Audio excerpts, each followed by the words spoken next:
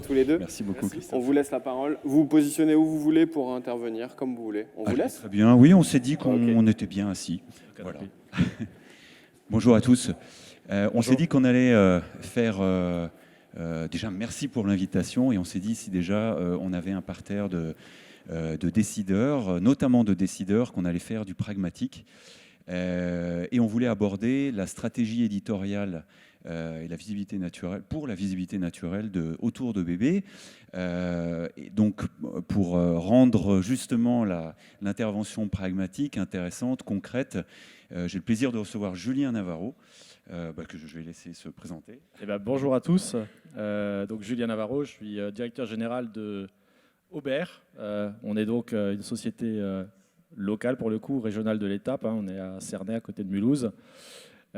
Fondé en 1931, on est un spécialiste dans la distribution de produits de puriculture. Et on a aussi, au sein du groupe, dans le portefeuille d'activité du groupe, une société qui s'appelle Naos, que je représente aujourd'hui, au sein de laquelle on accompagne les différentes filiales du groupe, dont Autour de bébé fait partie et qui va être notre sujet du jour, autour de la transformation digitale et de l'accompagnement en fait, vers un e-commerce plus performant. Merci Julien. Je suis David Eicholzer, dirigeant, fondateur de l'agence WAM, qui est spécialiste de la visibilité organique des marques. Voilà le sommaire qu'on va voir ensemble avec la marque Autour de bébé. Mais concrètement, quelles étaient les demandes, les besoins de Julien, de son équipe pour sa marque? Comment ils les ont exprimés? Quelle était la réponse éditoriale qu'on a mis en face tous ensemble, les équipes de WAM avec celle d'Autour de bébé? On va faire un zoom sur la stratégie éditoriale un peu en détail, concrètement, parce que l'idée, c'est de vous partager un maximum de choses, savoir comment on s'est organisé. Et évidemment, on va regarder des résultats, surtout pour finir à peu près vers 12h30. On aura tous bien faim, mais si déjà on va se nourrir un peu de résultats aussi pour rendre les choses intéressantes. Puis on laissera place à quelques questions ensuite. L'exemple Autour de bébé, je laisse Julien présenter peut-être le contexte. Alors, Autour de bébé, c'est la société petite sœur d'Aubert. Donc, c'est une chaîne de magasins de distribution de produits de puriculture. C'est une chaîne qui exerce principalement en France, qui est organisée autour de magasins affiliés, donc sous le concept de la franchise, et qui a voulu, je dirais, développer une nouvelle activité d'e-commerce depuis un certain nombre d'années. Et développer cette activité passait aussi par, on va le voir un peu plus tard, refondre un peu son image, sa notoriété et travailler pour améliorer son référencement et son positionnement dans les moteurs de recherche notamment.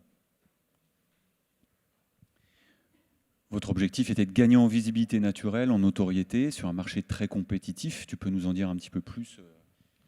Oui, alors c'est pas simple parce qu'aujourd'hui, il faut émerger effectivement en e-commerce avec un nombre d'acteurs qui ne cesse d'augmenter de jour en jour, sur un marché en plus qui est compliqué en ce moment puisque le gâteau se réduit, la natalité baisse en Europe, on reste les champions d'Europe du nombre de bébés qu'on fait par femme en France notamment. Par contre, effectivement, on fait face à une concurrence qui se développe de plus en plus chaque jour et on doit émerger en fait dans ce paysage-là aujourd'hui et ça passe notamment par l'acquisition en fait de nouveaux profils de clients et par toute une stratégie en fait marketing qu'on met en place pour arriver en fait à faire émerger dans le conscient et l'inconscient des gens en fait l'enseigne comme étant un spécialiste de la distribution de produits de puriculture. Alors justement, les demandes et les besoins, voici comment ils ont été exprimés. Alors je dis les besoins et les demandes, pour nous c'est les contraintes, le cahier de charge finalement. Donc tu veux que je les décrive ou, vas-y. Alors en fait nous l'idée c'est surtout en fait de pouvoir positionner en fait l'enseigne à un moment donné comme étant référente sur son marché. À partir du moment où on est spécialiste, on doit être reconnu comme étant spécialiste. Alors c'est pas le tout de le dire, il faut le démontrer au quotidien et c'est le fait de placer effectivement le client au centre en fait, de son activité et de ses valeurs qui va nous permettre effectivement de le faire. Et ensuite, c'est de mettre tout l'outillage technologique en musique en fait, pour pouvoir aller après faire en sorte que l'expérience client en fait, soit la plus performante possible pour que le client puisse être fidélisé, surtout dans un contexte qui est un peu particulier dans nos enseignes. C'est qu'un client chez nous, il a un bébé. Et comme on est spécialiste, on lui propose ce qu'on peut lui proposer. Puis au bout de 18 à 24 mois, le client le perd. Aujourd'hui, avec toutes les stratégies de fidélisation, c'est extrêmement compliqué de fidéliser un client puisque il va disparaître en tout cas de nos enseignes très rapidement. Et l'enjeu pour nous, effectivement, c'est plutôt d'être dans une logique en fait, d'acquisition qui soit performante pour le coup. L'accompagnement doit permettre de répondre aux besoins internes de la marque. On vient d'entendre Julien, mais aussi aux événements externes. Et très rapidement, bien sûr, il y a une concurrence très forte qui est en place sur le marché. Vous reconnaissez sans doute quelques enseignes. Verbaudet est un peu l'ancestral, je crois. Puis après, il y en a d'autres qui sont arrivés. Évidemment, d'autres éléments externes. Là, c'est plus le spécialiste SEO qui parle. On l'entendait tout à l'heure avec la table ronde SEO. Google accentue finalement ses core updates, ses mises à jour algorithmiques pour chambouler régulièrement ses résultats, présenter différemment ses résultats. Finalement, il faut le voir aussi comme une pression mise sur les e-commerçants à s'adapter. On ne va pas les faire tout en détail. L'idée, c'était simplement de vous montrer qu'il y en a de plus en plus et qu'elles sont de plus en plus floues. C'est-à-dire qu'on vous dit améliorer la qualité, comme le disaient nos amis experts tout à l'heure, mais on ne sait pas forcément ce qui se cache derrière et ça devient un travail de plus en plus complexe. Je vous propose de voir la réponse éditoriale d'abord dans les grosses mailles et puis ensuite on va rentrer un peu plus en détail. Donc en réalité, ce qu'on a fait ensemble, c'est de poser finalement les premières pierres d'un média de marque. C'est-à-dire que la stratégie de contenu doit permettre à Autour de Bébé d'abord de se positionner comme principal sachant sur le sujet que l'on adresse. Voilà, pour créer l'évidence, être dans les consciences, comme tu disais tout à l'heure, Julien, rendre un service à ses clients et à ses prospects gratuitement, et ainsi prouver l'utilité, sa légitimité pour répondre aux besoins des cibles, se rendre indispensable à ses prospects dans leur vie quotidienne en réalité. Ça, c'est pas rien non plus, diminuer le coût d'acquisition, on pourra en reparler. On peut en reparler effectivement, c'est pas neutre parce qu'aujourd'hui, le coût d'acquisition client, c'est une variable qu'on mesure dans nos métiers de plus en plus. À partir du moment où le client n'est pas fidèle longtemps, vous êtes obligé en fait, d'avoir une stratégie qui consiste effectivement à pouvoir mesurer en fait, ce coût d'acquisition pour pouvoir assurer la rentabilité de l'entreprise. Sinon, vous êtes rattrapé rapidement par votre commissaire aux comptes qui, lui, il va venir vous tirer les oreilles. Et donc, c'est aussi un des enjeux pour nous, c'est de bien mesurer ce que ça nous coûte un client, combien il nous rapporte et surtout combien de temps. Et se concentrer sur un levier branding simple. Voilà, vous avez choisi l'organique à travers, on va le montrer en détail, un parcours relativement simple pour éviter de s'éparpiller un peu partout. Et c'est un choix important parce que l'organique, pour nous, c'est le choix de la durée. C'est-à-dire que l'investissement qu'on fait, quand on fait de l'e-pub, SEA et compagnie, vous êtes familier de ces sujets-là, on sait qu'on ouvre le robinet, les ventes peuvent tomber très rapidement, on referme le robinet, il ne se passe plus rien. Alors que le choix en fait, d'investissement dans l'organique, c'est un choix en fait, dans la pérennité, c'est-à-dire qu'on laisse une trace, on laisse aussi cette trace, cette empreinte pour le futur. On construit en fait une image, une notoriété qui est de plus en plus importante et qui véhicule aussi les valeurs de l'entreprise dans le temps. Alors, comment on a procédé? Je vais passer rapidement, puisqu'on va voir en détail, mais on a d'abord fait l'analyse du capital éditorial en place, puisqu'Autour de Bébé avait déjà un blog, comment on pouvait le réexploiter. On a défini des cibles et leurs besoins. On va rentrer dans le détail sur comment on a fait. Ça nous aura permis, et ça nous a permis derrière, en récupérant et en collectant ces données, de refondre le blog et surtout les entrées de cette partie, puisque ce média de marque repose sur un espace conseil, un blog, on le verra tout à l'heure, matérialisé. Et puis, évidemment, toutes ces infos qu'on aura glanées durant ces 3 premières étapes vont nous permettre de définir un plan de publication, une fréquence et surtout des formats éditoriaux pour s'adapter au type de demande et à la cible. Je vous propose justement de rentrer un petit peu plus en détail avec Julien. Et juste avant de te passer la parole, effectivement, il y a un concept à connaître qui vient expliquer finalement cette notion qu'on a déjà entendue plusieurs fois ce matin, notamment avec la table ronde SEO, c'est la notion de qualité de contenu. Et le concept qui prévaut sur Google, c'est EAT, l'expertise du contenu, l'autorité et la fiabilité de la marque. À partir du moment où vous répondez aux questions qu'on a sous les yeux derrière, que vos contenus y répondent, vous avez votre légitimité. Ça passe bien sûr par être unique, d'être pas comme les autres, d'apporter une réponse exclusive. Et c'est ça qui doit finalement être votre mantra, votre motivation. C'est comme ça qu'il n'y a pas de recette magique pour être présent dans Google, sinon de se tenir à une ligne de conduite. Celle-ci, c'est EAT. Voilà, l'objectif, c'était d'apporter la bonne solution au bon moment. Alors, dans nos sociétés, aujourd'hui, on l'a déjà entendu dans les échanges précédents, on multiplie finalement les points de contact avec les internautes, les clients, et ces points de contact ne répondent pas forcément obligatoirement toujours aux mêmes besoins. C'est-à-dire que vous pouvez être dans une situation en fait, de recherche parce que vous avez tel ou tel profil de client en anticipation, c'est-à-dire que pour nous, vous arrivez en début de grossesse, vous allez commencer à vous renseigner sur la chambre pour le bébé, etc. etc. Et puis, peut-être un peu plus tard, vous aurez un autre profil de client qui sera, lui, pas dans l'information, mais dans l'acte d'achat, c'est-à-dire la comparaison de produits, le choix technique, par exemple, dans nos métiers. Et ces différents parcours, cette customer journey, comme on peut l'appeler aujourd'hui, elle a véritablement sens, puisqu'il faut être capable en fait, d'être présent à tous ces carrefours de décisions et d'informations clients, aussi bien pour pouvoir donner l'information et la juste information mais basique de mon magasin, quand est-ce qu'il est ouvert, où est-ce qu'il est et comment je m'y rends, autant de choses qui peuvent paraître basiques mais qui sont quand même l'essentiel. Et avec la multiplication effectivement de ces points de contact, eh bien, on se doit effectivement d'avoir une stratégie, de penser cette stratégie pour être présent à tous ces endroits et de manière la plus pertinente possible. Voilà, là on a cartographié le parcours, la customer journey, exactement. Ça s'est matérialisé, ces choix, une fois qu'on a collecté l'information selon cette customer journée, mais il a fallu, on va dire, trouver le réceptacle des contenus qu'on allait construire. Et là, on a complètement refait le blog avec un environnement qui favorise aussi la lecture. Bon, le mot truchement, là, il aurait pu être sur le tableau. Je pense qu'il y a une blague, mais... Non. Alors, donc l'idée, en fait, effectivement, c'est de rester relativement basique, en fait, hein, c'est de fournir du contenu et du contenu qui soit pertinent. Donc il y a deux façons, en fait, d'aborder ça.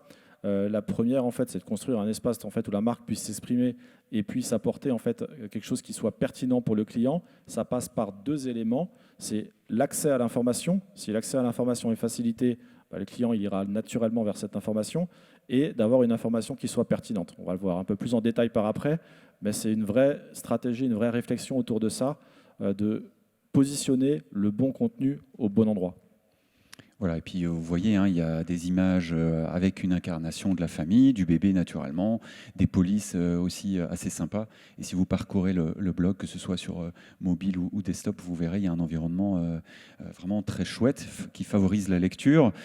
Évidemment, nos cibles, j'en parlais tout à l'heure, on va les matérialiser ici. Ce sont les futures mamans, mais pas que, parce qu'en réalité, il y a des prescripteurs. Exactement. Alors aujourd'hui, dans nos sociétés, on voit aussi évoluer en fait les comportements d'achat et les actes d'achat. Et si la grossesse était souvent réservée exclusivement par le passé à la future maman, le papa n'était pas plus impliqué que ça dans les produits qui accompagnaient la grossesse et l'environnement de la naissance, eh bien on voit aujourd'hui des nouveautés, des évolutions techniques et tout un tas de choses qui font que le papa est déjà beaucoup plus investi. C'est maintenant lui qui choisit le siège auto, alors que par le passé, c'est plutôt la maman qui faisait ça. On voit que c'est un produit qui est de sécurité, qui nécessite aussi des compétences de plus en plus techniques, parce que les normes évoluent notamment. On a aussi l'entourage qui est de plus en plus, je dirais, prégnant dans cette partie de la vie. Quand on a un enfant, on est souvent conseillé par ses propres parents qui ont déjà vécu ça. C'est notre première fois On n'a pas encore rencontré ce genre de sujet jusqu'à présent.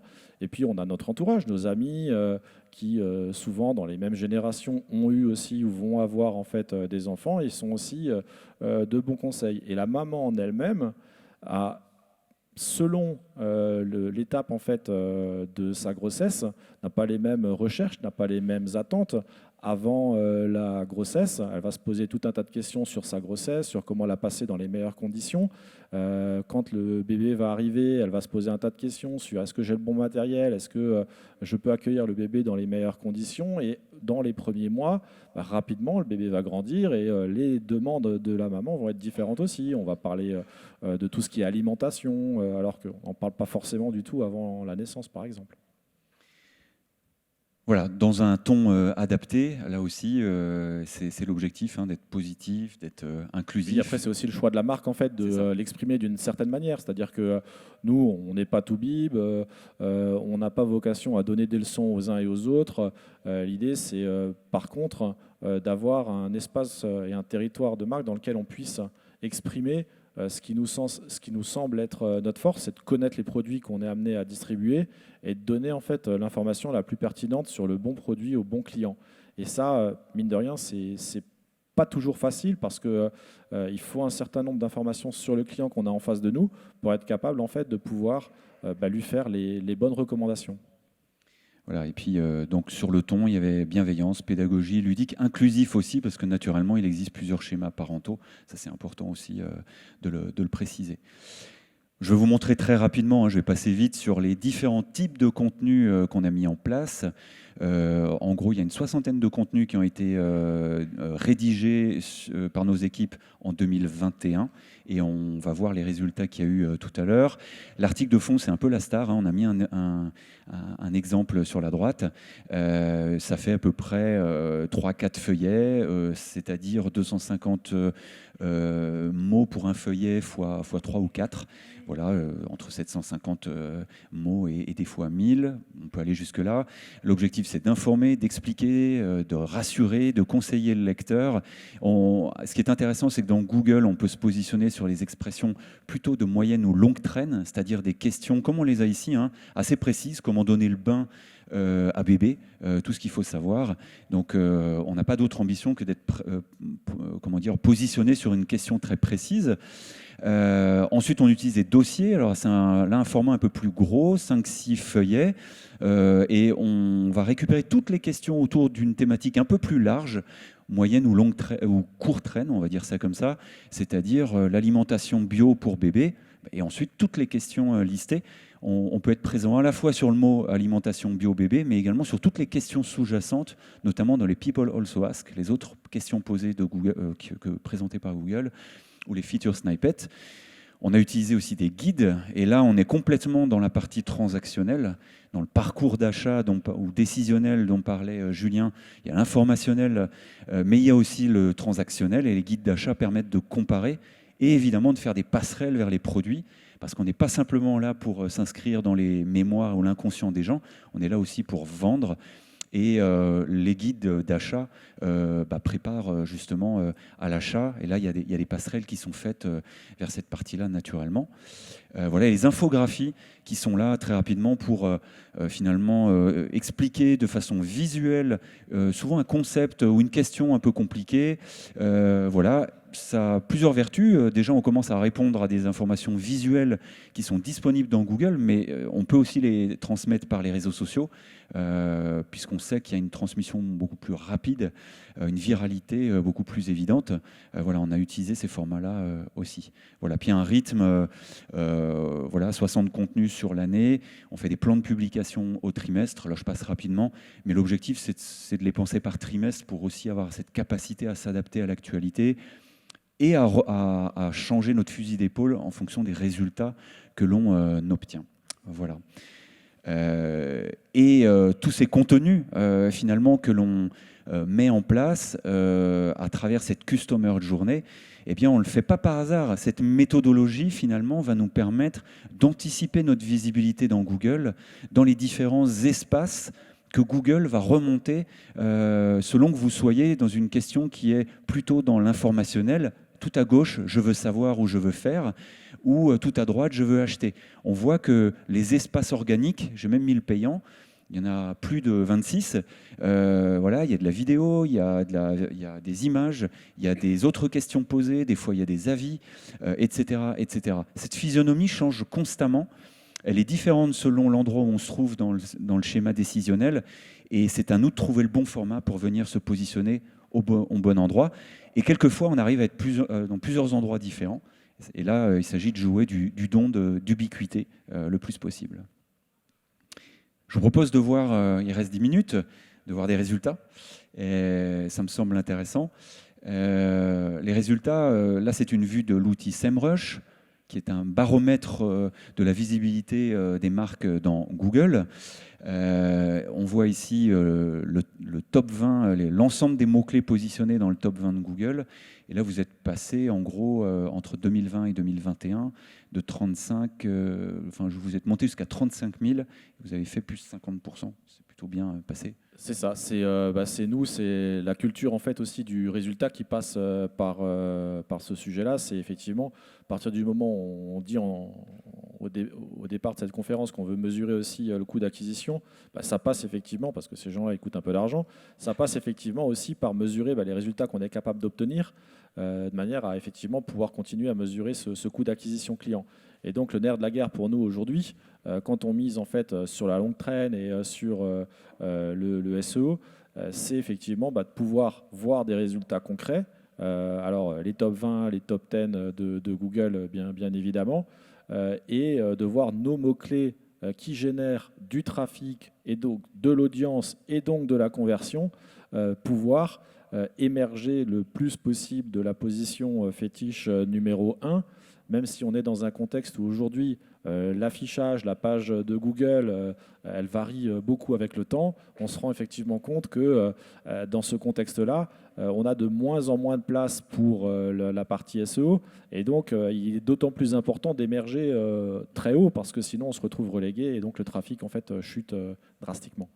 Ici, je viens de zoomer sur le top 10. Hein, c'est effectivement le plus intéressant finalement, parce que le top 10, c'est la première page de Google. Donc, on a eu plus 50% de mots-clés positionnés sur la page 1 de Google entre les 2 années, avec un volume de demandes exprimées mensuellement sur Google couverte par ces mots-clés qui est monté à quasiment 8 millions de demandes mensuelles, là aussi plus 50%. Et ce qui nous semblait intéressant de vous montrer ici, c'est qu'on y est arrivé par le blog, mais bien sûr aussi par voie de conséquence sur les produits et surtout sur les catégories. C'est-à-dire qu'avec les pages conseils de notre blog, on pousse les catégories, puisque l'objectif est de faire des liens vers les produits. Et ça a eu un effet assez intéressant. Ça a poussé dans le dos les pages catégories, qu'on avait optimisées au passage aussi. Et ça a eu un effet vertueux. Voilà. Ici, je vous montre aussi le top 3. Ça, c'est le plus intéressant. Et c'est là où on a eu les plus grosses progressions, puisque le top 3 de Google, c'est en général les 3 premières positions qui sont les plus cliquées. Voilà, on a eu plus 82% entre les 2 années de progression sur le top 3 et quasiment 3 millions de demandes couvertes dans ce top 3. Ça, c'était le principal avantage. Voilà, quelques exemples de mots-clés, hein, parce qu'on a des mots-clés comme tapis d'éveil qui sont demandés 50 000 fois par mois en moyenne. Voilà, c'était pour vous montrer qu'il n'y a pas simplement des mots-clés précis ou des questions précises, il y a des mots-clés très génériques. Et là, on fait un zoom sur le blog lui-même, c'est-à-dire comment le blog lui-même a évolué. On est passé de 0 à près de 600 mots-clés, bien plus d'ailleurs, positionnés dans le top 10 de Google. Donc voilà, en 1 an et demi, ça a fleuri très très vite. Voilà, ici une vue sur le nombre de mots-clés positionnés en position 0. Les feature snippets, quand vous posez une question à Google, il vous répond directement. Là aussi, on a réussi à vraiment progresser. Je crois qu'il y a eu 600 positions, c'est ça, quasiment, en feature snippets. Et là, on a quelques exemples. Hein. Voici les feature snippets. Donc, ces réponses directes qui ont évolué vers des images, parce que là aussi, l'intérêt était de créer, comme je vous disais, un environnement favorable au clic. Donc, il est extrêmement important d'incarner la réponse et pas simplement d'être présent avec du texte. Voici d'autres exemples ici sur les symptômes de la grossesse 1 mois dont tu parlais, puisque les femmes s'interrogent très tôt et les futurs parents s'interrogent très tôt. Donc il faut pouvoir se positionner très tôt, même s'il n'y a pas encore une intention clairement précisée d'achat. C'est pas grave, ils reviendront plus tard. Et c'était tout l'intérêt de ce MediaMarkt, c'était d'avoir cette maîtrise-là. Voilà. Et évidemment, ces positions zéro, c'est aussi le socle de l'interrogation à la voix, puisque quand vous demandez OK Google, eh bien évidemment, et que vous formulez votre question, c'est cette réponse-là qui est lue. Même si c'est anecdotique comme trafic, c'est intéressant d'être présent là-dessus aussi. Voilà. Ici, on voit tout ce dont tu parlais tout à l'heure, c'est-à-dire toutes les questions autour de la grossesse selon les différents mois, puisque je crois que c'est des stades bien définis. Donc tout a été illustré, on a des pages assez sympas, assez visuelles. Voilà le positionnement. Et puis ça, c'est un point avant de terminer qui me semblait intéressant, parce que le défi, on est passé très vite, mais le défi que vous nous avez posé aussi, c'est de dire, WAM, il faut être très bon avec autour de bébé, mais le navire amiral, c'est aubert.com. Et c'est pas parce qu'on va progresser avec autour de bébé qu'il faut régresser avec Aubert, et il faut même réussir à évoluer ensemble. Exactement. L'enjeu pour nous, c'est effectivement de ne pas nous cannibaliser entre nous. On adresse le même marché, mais avec un marketing et une façon d'aborder le client qui est relativement différente. Il en faut quelque part pour tout le monde. Et l'objectif premier, de dire on veut la recette magique, celle qui va nous faire gagner, mais on ne veut pas que ce soit au détriment en fait, de nous-mêmes. Et donc ça, c'est un élément qui est important, qui est illustré assez bien sur ce slide, où on est capable, en fait, avec un outillage commun, une réflexion et une stratégie, de pouvoir progresser de part et d'autre sans se cannibaliser. Il y a suffisamment d'espace pour tout le monde. Allons chercher l'espace libre plutôt que de se cannibaliser nous-mêmes. Exactement. Et donc là, si vous me demandez quelle était la recette magique, c'est la qualité du contenu. Et là, je salue le travail de mes équipes, chefs de projet, assistants chefs de projet, rédacteurs, secrétaires de rédaction, graphistes, parce que l'enjeu, c'est de pouvoir bien décrire les choses, mais avec l'ADN de la marque. C'est ce qu'on a essayé de vous présenter là pour Autour de bébé. Mais on a fait la même chose pour Aubert, et finalement, ça fonctionne quand c'est bien fait. Voilà, ça c'est le point intéressant. Ça, c'est les résultats, mais on vous les a montrés avec 60 contenus, les résultats qu'on a obtenus. Voilà, et le blog représente aujourd'hui 33% du trafic SEO total du site Autour de bébé. En tout cas, c'était en 2021. Voilà. Et puis, juste pour finir, en 30 secondes, moi, j'avais trouvé ça super intéressant. J'ai mis 2 slides de bonus parce que quand on regarde les résultats avec Julien et son équipe, on amène du contexte. Des fois, on monte, des fois, on baisse. Le trafic monte, baisse, les ventes montent et baissent. Mais ce n'est pas simplement parce qu'on est bon ou mauvais sur Google, c'est aussi parce qu'on doit relier les choses.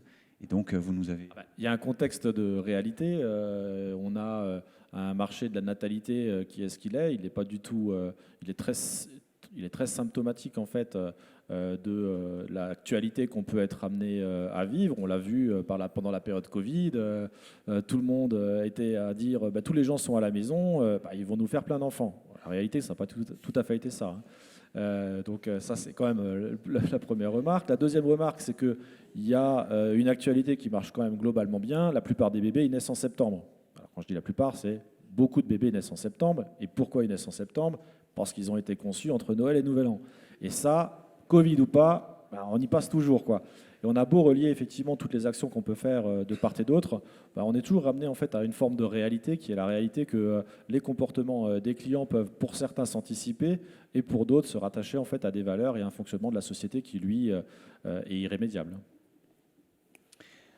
On passe aux questions ? Oui, on passe aux questions. Ça, sauf si tu avais encore des choses. Non, c'est OK. Et puis ça, c'est juste pour dire qu'en 2022, c'est pareil, mais en bien mieux. Okay. On continue. Voilà. On accélère. Okay. Exactement. Merci beaucoup.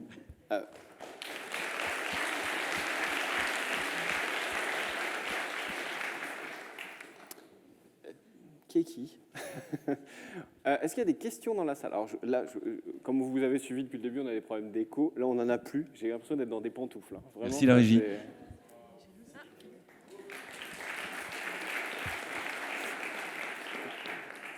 Ok. Est-ce que vous avez des questions, s'il vous plaît? Normalement, on devrait les entendre dans la salle. C'est fort, pardon. J'avais juste une question. Pardon? Je suis là. Oui, présentez-vous à chaque fois, comme ça on sait qui vous êtes. D'accord, du coup, moi je suis Aude Bonnefond, je viens de lycée Strasbourg, je suis une étudiante. Et je voulais juste vous demander si vous avez pu remarquer avec du coup l'augmentation des mots-clés et votre campagne par rapport au SEO, si vous avez eu des améliorations au niveau des ventes directes, au niveau des boutiques ou alors en ligne tout simplement. Alors, c'est le nerf de la guerre. Nous, effectivement, si le travail qu'on fait en amont n'est pas récompensé par du chiffre d'affaires additionnel derrière, je me raccroche à ce que je disais au préalable, notre coût d'acquisition, il baisse. Et donc, comme c'est cette valeur-là qu'on mesure, entre autres, eh bien, évidemment, la recette et le succès de la recette se mesurent à l'augmentation du chiffre d'affaires. Après, c'est pas mathématique non plus, quoi. On publie pas lundi un article sur les assiettes de repas de diversification alimentaire de bébés et mardi, les ventes d'assiettes sont multipliées par 10. C'est pas tout à fait comme ça que ça marche. En revanche, on sait que à court et moyen terme, ce contenu qui va, lui, être repris, indexé par Google, puis partagé sur les réseaux sociaux, puis partagé dans nos newsletters, etc., va participer effectivement à générer davantage de points de contact avec nos clients et donc de ventes derrière. Oui, on suit dans les data studios, je montrais très rapidement, mais le chiffre d'affaires et les ventes, ça fait partie des copiles. Chaque trimestre, on repasse tout en revue. C'est important d'avoir ces indicateurs aussi pour savoir si ça fonctionne ou pas et de se dire est-ce qu'on investit sur pas miraculeux non plus. Mais voilà, non. Et si on prend par exemple l'exemple de la... Je suis branché là ou pas? Oui. On m'entend? Oui, non, peut-être. Je sais pas. Bon, on m'entend? Sinon, il y a un micro. Ok. Sinon, tu prends le micro. Bon, ok, on va le faire comme ça. Question par rapport, vous voyez tout à l'heure la courbe de croissance, la courbe de naissance, pardon, les courbes des naissances, donc ce qui permet d'anticiper peut-être certains aussi contenus ou certains. Est-ce que vous faites ça? Je dis un exemple, j'en sais rien.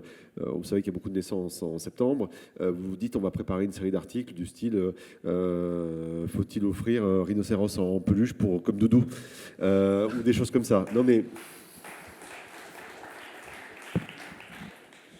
Alors. On est plutôt dans une logique en fait à produire des contenus pour répondre à des besoins qu'on a identifiés chez les clients. Et les besoins qu'on a identifiés chez les clients ne répondent pas forcément à une notion d'actualité. C'est-à-dire que des bébés, on en fait toute l'année, et donc les problématiques en fait de nos clients se présentent toute l'année. Et donc on est dans une logique qui est à avoir un contenu qui soit de plus en plus précis, de plus en plus fin, puisqu'on a la vocation à être spécialiste, on est spécialiste et on le revendique. Et donc pour que ça, dans l'esprit de nos clients, que ça imprègne correctement, on est plutôt dans cette notion de spécialisation du contenu et pas forcément de l'apporter au bon moment, puisque les points de contact sont multiples. Et voilà. Désolé, c'est toujours très intéressant, mais on est pris par le temps et on va être obligé à ce moment d'arrêter les questions et donc de remercier Julien et David. C'est Margot, la cliente. Ah pardon, excuse-moi Margot. Ah oui, Margot. Oui, ça va être très rapide, mais moi je suis généreuse et là j'ai quelque chose à donner. Alors tout d'abord, j'aimerais présenter mes plus plates excuses à Julien. Je n'ai pas contribué à la natalité en France après le confinement. J'étais confinée toute seule. Et j'ai senti qu'entre le livreur Deliveroo et moi, ça ne passait pas. On n'en est pas venu à ça, quoi. Voilà. Mais du coup, j'aimerais me rattraper avec un conseil. Je suis là pour aider. J'ai des billes à offrir. Alors, je sais qu'on parle de web marketing. Et bravo à WAM pour son travail. Mais quand même, si on voudrait... Voilà, moi, je représente les vrais gens, le bon sens populaire. Vos meilleurs clients possibles, c'est les gens qui ont énormément d'enfants. On est d'accord? Oui, voilà. Et c'est qui? Les gens qui ont énormément d'enfants, c'est souvent aussi des gens très, très religieux. Donc d'accord, le web. Mais moi, je pense que, franchement, aller tracter devant les églises, les synagogues, les mosquées, les temples, c'est jamais perdu. Voilà, je pose ça là. Si je peux aider, moi, ça me fait plaisir. Merci.